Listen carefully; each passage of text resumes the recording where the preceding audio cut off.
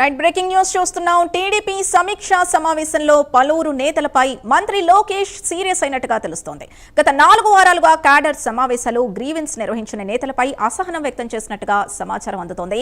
Party కార్యక్రమాలు నిర్వహించకపోవడానికి కారణాలు తెలుసుకోవాలని పార్టీ కార్యాలయ సిబ్బందికి ఆదేశాలు ఇచ్చారు. పార్టీ కార్యక్రమాలు ఖచ్చితంగా నిర్వహించాలన్నారు లోకేష్. ఇకపై నిర్లక్ష్యంగా వ్యవహరిస్తే ఉపేక్షించేది లేదని స్పష్టం చేశారు.